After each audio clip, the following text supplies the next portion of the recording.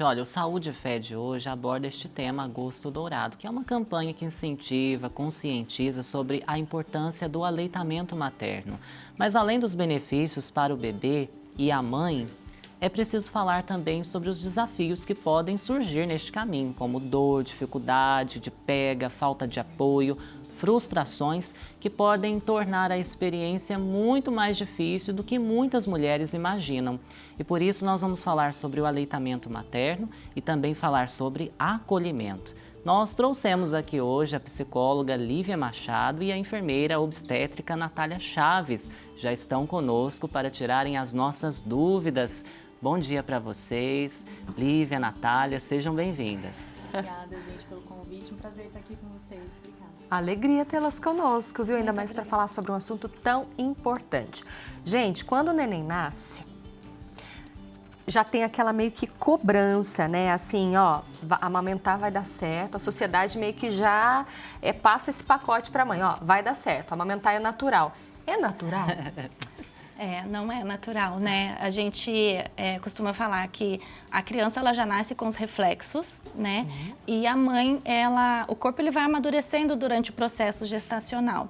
Mas aprender a amamentar, oferecer a mama e esse bebê vir a sugar não tem a ver com estar pronto, né? A gente vai caminhando nesse caminho. Eu sempre falo para os pacientes assim, qual é a tua profissão? Você iniciou no seu trabalho, o primeiro dia não foi difícil, você teve que aprender ali a lidar no dia a dia, amamentar da mesma forma. Então, embora o bebê tenha reflexos e a mama, os hormônios, todos ali já estão preparados para aquilo, é preciso um caminho de aprendizado. Uhum. Tá, e aí, como é que fica, então, a cabeça da mãe nesse momento? Porque a gente falou sobre o aprendizado, mas e a cabeça da mãe? Como lidar com ela nesse momento que tem lá a questão dos hormônios todos e uma sociedade dizendo tem que amamentar? Pois é. Se nem sempre é tão fácil assim, né? Você coloca o bebezinho no peito e ele não mama, e ele mama e dói, né? Encontra dificuldades, a questão hormonal também influencia, porque daí você sente incapaz. Daí o que vem? Estresse. Junto com o estresse vem o quê? Cortisol, adrenalina. E isso tudo inibe os hormônios que favorecem a amamentação, que é a prolactina e a ocitocina. A ocitocina é o hormônio do amor, é o que faz descer o leite. Então, às vezes, essa mulher pode até ter o leite, tá ali, mas está tão estressada, o cortisol está tão lá em cima que não tem o reflexo de ejeção. Né? Então, o emocional, ele precisa muito ser levado em conta nesse processo que é fisiológico da amamentação. Sim. E é importante dizer, não é, Lívia, que gera uma culpa na mulher, né? Poxa, eu não estou conseguindo. Como que a gente lida com isso? Irmão, eu acho que eu já vou até deixar um recado para todo mundo, para a gente fazer um trabalho, uma reflexão de separar culpa de responsabilidade. Eu sei que a gente fala da culpa materna, né? É presente na maternidade de quase todas as mães. Mas a culpa, ela aprisiona a gente num erro, numa punição. É como se você não tivesse sido suficiente. Enquanto que a responsabilidade te coloca como pronta para agir. A partir daquele problema, você toma uma atitude. Então, você não fica presa numa punição, né? Eu acho que a gente precisa trabalhar isso, não só na maternidade, né, mas no geral, de nos responsabilizar pelas nossas atitudes e pelo quanto pode ser feito. Né? Se existe a culpa, é porque teve a boa intenção de conseguir amamentar, de fornecer tudo que achava que seria importante para esse bebê, né? Porque teve uma idealização dessa amamentação e da maternidade, que também é muito comum. As mães idealizam tudo. E quando chega o bebezinho real, elas têm que passar por um luto de deixar aquele bebê imaginado lá atrás e receber esse bebê real. E só quando ela consegue olhar e receber esse bebê de verdade, ela abre espaço para criar um vínculo profundo e verdadeiro ali. Olha que bonito, não? E isso é muito importante ser falado, né? Porque a gente sente mesmo que as mães às vezes ficam preocupadas, uma preocupação excessiva, né? Então, calma, vamos um passo de cada vez, né? É um processo que vai sendo acompanhado também. E nós temos profissionais da enfermagem, da psicologia disponíveis para nos ajudarem, né? Agora me diga uma coisa, a nossa enfermeira aqui presente, né? Você encontra muitas mulheres no seu caminho, né, que passam pelas dificuldades. O que é mais comum? Quais as dúvidas você mais se depara nesta caminhada? Primeiro é o posicionamento, né? Como lidar com aquele bebê recém-nascido, principalmente mães de primeira viagem, né? Que nunca pegaram um bebê. Hoje em dia, a nossa sociedade, a gente diminuiu, né? O número de filhos, então não tem mais aquela história de que eu ajudei a cuidar do meu irmão. A gente não se vê mais isso.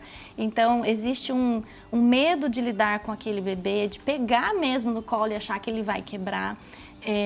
A dificuldade em relação ao posicionamento, qual é o melhor momento, melhor posicionamento, como que ele está amamentando, se eu tenho bastante leite, se eu não tenho. Eu entendo que hoje a maior dificuldade delas mesmo é reconhecer-se como mães e detentoras da autonomia com aquela criança, né? De poder falar, eu vou conseguir. Então, falta informação para elas de como que elas vão lidar ali com aquela mama muito cheia ou com aquela mama que está produzindo menos, será? Né? Será que esse bebê está amamentando? Então, eu acho que perdeu um pouquinho. Eu lido com essa perda de posicionamento delas, de autonomia, eu consigo. Acho que falta para elas um pouquinho mais de segurança. Existe um grande tabu, eu ouvi muito disso, né, quando o meu filho nasceu, que você não tem leite, não sei se você vai ter leite. Existe mulher que não tem o leite para oferecer para o filho? Será que Deus fez isso? O que a gente tem, a grande maioria vai ser suficiente para o bebê, né? Existem algumas mulheres, sim, que têm algumas características mamárias, né? Que vão produzir um pouquinho menos de sangue, de leite. Algumas doenças, então, diabetes gestacional, hipotireoidismo, se essa mulher teve um sangramento muito intenso ali durante o parto, isso são fatores que podem, sim, levar a um prejuízo na produção.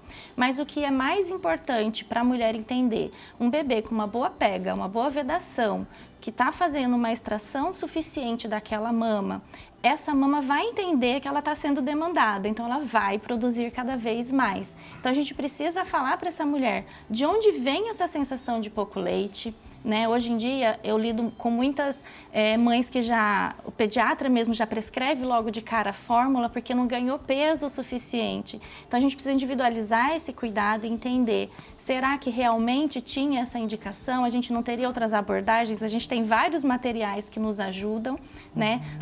Nem todas as mulheres vão precisar de tudo isso, mas a gente precisa olhar para essa mulher e o porquê que vem essa sensação de pouco leite. Ajustar a pega, ajustar a extração, tem vários fatores, muitas vezes a gente vai precisar ali de um profissional de apoio, um fonoaudiólogo, odontopediatra, para fazer parte dessa equipe para que essa produção seja o suficiente para esse bebê.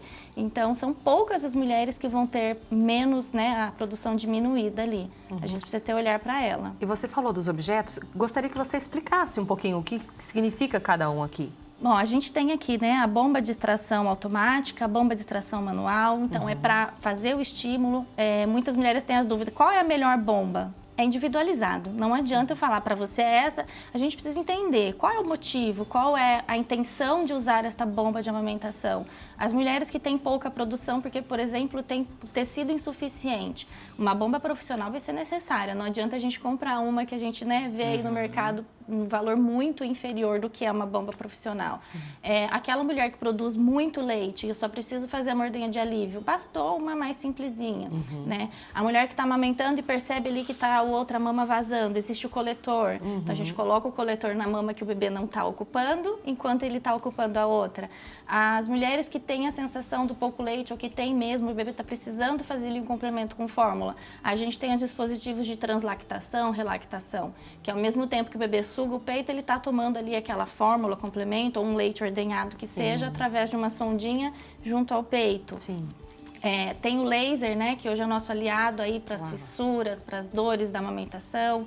Colher de amamentação, então onde a gente oferece ali a colher, o copinho, né, o bebê precisa se alimentar. Ele precisa ganhar peso, um bebê que realmente a gente está vendo ali, está entrando num estado crítico. A gente entra ali com esses dispositivos para não ocorrer confusão de bico e nem de fluxo.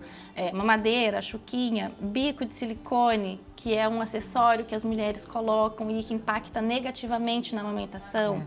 A concha de amamentação também. Eu trouxe a bexiga só para simular um seio, se a gente tiver tempo, né? A rosca, que é para proteger o mamilo ali do atrito. O absorvente, a gente não indica o absorvente descartável porque ele pode oferecer ali o risco de candidíase. Então, absorvente ecológico. Fraldinha de boca, porque a gente vai fazer rosquinha, né? Ou o próprio absorvente mesmo com os paninhos de boca. O evertor de mamilo, que é um acessório pouco conhecido, né? Para as mulheres que têm o bico invertido, aquele bico plano, ele ajuda a gente a puxar esse bico para fora. Então, esses são alguns dos artifícios que a gente tem aí para essa mulher nesse momento de necessidade. E você sabe que bem no início da amamentação, como a gente falou, é muito difícil. A mulher que está lá toda machucada mesmo, né? Porque as 2 primeiras semanas eu acho que são as mais desafiadoras, pelo menos para mim foi. Precisa ter um apoio psicológico, não só de uma profissional, mas também de toda a família ali, aquela rede de apoio? Precisa, é fundamental. A maternidade, ela não precisa ser solitária. Essa mãe que vai amamentar, ela não precisa, claro, se ela tiver uma timidez e se sentir melhor recolhida, ok. Mas ela não precisa sair de onde ela está para ir amamentar no quarto escuro, fechado. Né? Ter o apoio de profissionais, da família, é fundamental para conseguir, né, ter um processo que não seja traumático. Não vou nem dizer que ela vai amamentar ou não, mas que ela vai lembrar com carinho do que aconteceu. Mas tem uma coisa que acontece, é que geralmente as pessoas da rede de apoio, né, os palpites, eles vêm carregados das próprias frustrações. Então, aquela mãe que teve dor, que não teve ajuda ou não teve acesso à informação e ficou traumatizada com a história dela da amamentação, ela vai falar para você: ai, não insiste com isso não. Não insiste com isso, dá a fórmula que é a melhor coisa que você faz. Ou uma mulher que amamentou mesmo com dor. Não, é assim mesmo, é com dor mesmo, vai doer, depois vai calejar. E não é bem por aí. Existem recursos. Existem recursos e lembrar que esses palpites que vêm com amor, que vêm na melhor das intenções, eles dizem respeito à história de quem está dizendo e não à sua história. Isso é importante dizer, né? Até porque a gente vê que muitas famílias não têm essa compreensão, né? Às vezes o marido não entende ali a aflição da mulher naquele momento, né? E isso também gera um balanceamento em toda a família, né? Então é muito importante ter essa equipe também multidisciplinar, né? Que a gente diz. Conversar com a psicóloga, com o pediatra, com a profissional de enfermagem, não é isso? Para que a gente possa seguir o melhor possível sem causar tanto dano, né? Até a criança que é amamentada como a mãe. Exato, eu acho que é importante a gente criar uma boa história em toda a vida, né? Em todas as relações. Eu busquei isso, eu quero aqui dar o meu depoimento. Meu filho tem 3 anos e amanhã vai fazer 3 anos e 1 mês. Ele ainda mama. Eu ainda estou amamentando, né? Sobretudo agora na hora de dormir. Não é tanto mais, né? Não tem mais a necessidade porque se alimenta bem. O início da história da amamentação foi muito difícil. E lá antes dele nascer, eu tive o auxílio de uma enfermeira também que me disse: olha, como é que foi a amamentação? Como a sua mãe te amamentou? Olha, ela foi lá atrás para saber a minha história. E depois aí ela foi me explicando tudo mais, né? O meu filho nasceu com o freio de língua. E aí, só que a gente não descobriu quando nasceu. E ele saiu da maternidade, ganhou peso bonitinho, porque normalmente as crianças perdem e depois vão ganhando, né? E alguns ganham com rapidez ou não. Ele ganhou rapidinho, ou seja, ele conseguia mamar bem. Porém, aí a cabecinha dele estava meio que entortada para um ladinho. E aí foi necessário entrar um outro profissional, um osteopata, junto com uma odontopediatra, para fazer então o cortezinho da língua e fazer a osteopatia para o corpinho ir soltando mais. Quer dizer, olha quanta gente para ajudar, né? A laser terapia, o laser, não é? Também ajuda muito a reconstituir as células. Então, bom, eu só digo para vocês que vale a pena. E agora, quando eu estou nessa fase de que eu começo a trabalhar a minha cabeça e o meu filho para o desmame, tem gente que fala: passe vinagre nos seios? Põe uma fita. Eu falo, não. Antes do meu filho nascer, eu criei uma história bonita de amamentação. Eu não vou terminar essa história de qualquer jeito, né? Então, eu penso que, acima de tudo, tem que haver o respeito por você e pelo seu filho, e pela história de vocês. A sociedade pode dizer o que for, mas pense nisso, pense no amor, que eu acho que é extremamente importante sempre, né? Posso fazer um comentário? Você disse que amamenta com 3 anos e 1 mês e que não é tão necessário assim, porque ele come bem. Mas a amamentação não é só a nutrição. Não é só isso, exato. O apego, o afeto, né, esse vínculo que vocês têm na amamentação, ele é uma necessidade básica do ser humano. A gente precisa do toque, a gente precisa do afeto, né? E quando isso está acontecendo através da amamentação, então a amamentação ainda tem uma função. Sim.